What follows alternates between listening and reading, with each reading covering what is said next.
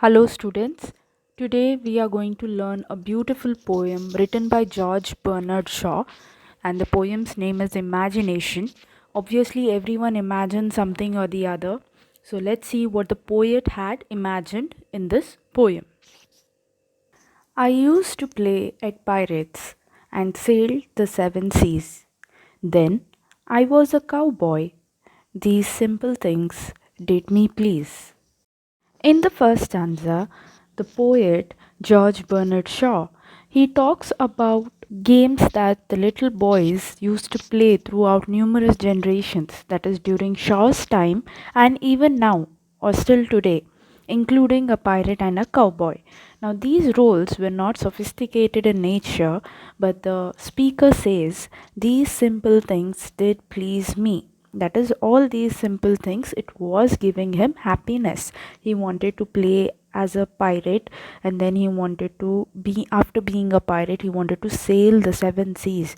Who are pirates? One who plunders at sea. And then he wanted to be a cowboy. So it is all a very simple roles in his life that he wanted to play, and he wanted to be happy about it. I had a vivid imagination. Adventure was always on my mind. I discovered the joys of reading and escaped the daily grind. In the second stanza, he talks about the vivid imagination. So, what is vivid? Colorful. Colorful imagination. So, the speaker describes an abundance of time spent in magical worlds that he imagined. He then discovered reading, and in these ways, he escaped the daily grind.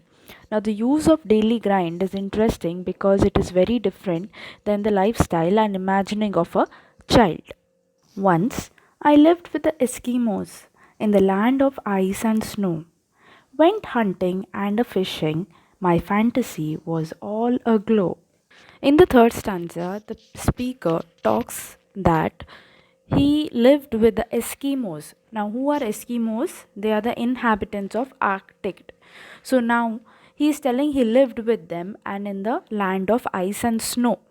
And he went hunting and fishing, and his fantasy was all aglow. That is, the fantasy was all aglow means that which comes from one's imagination. So he was just living up to his imagination. It was not true.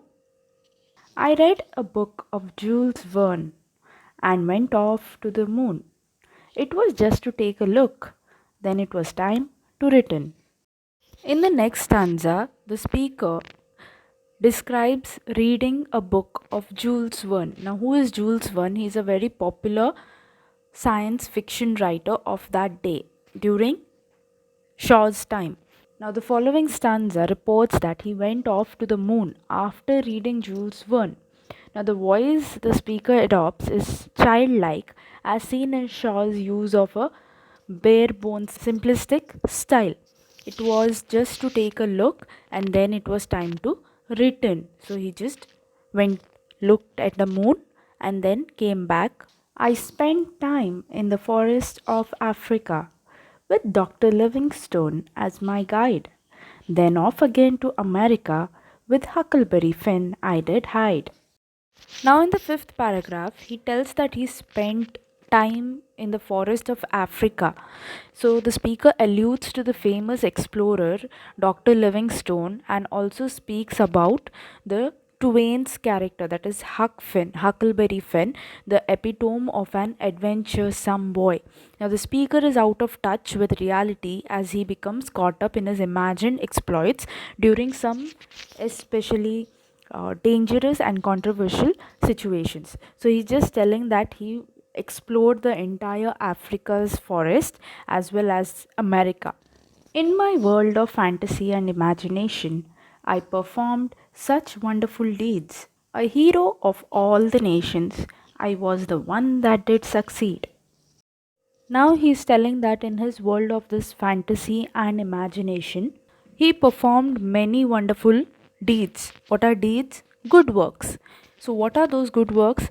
In his imagination or in his world of fantasy, he was the hero of all the nations, and because of him, the entire kingdom got succeeded. He became a royal king. That is, in this statement, the speaker notes that he was capable of doing more than is normal for most people, but only in his imagination.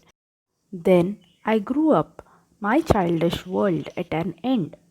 I had become serious, it nearly drove me around the bend. I still do like the mysterious. This is the message I'm trying to send. And in the last stanza, the speaker tells that all this childish world that he was imagining, it has come to an end, and now he's serious in his life. Now he has come back to his present. Now he's curious about the mysteries in life.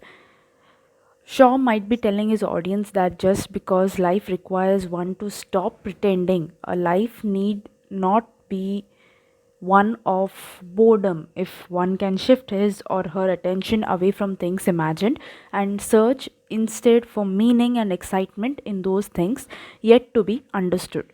So perhaps his reference is that many people of his day did not, instead choosing to live in a dream, would rather than facing the realities of the modern day. So that was the message he was trying to explain to the audience or to the reader.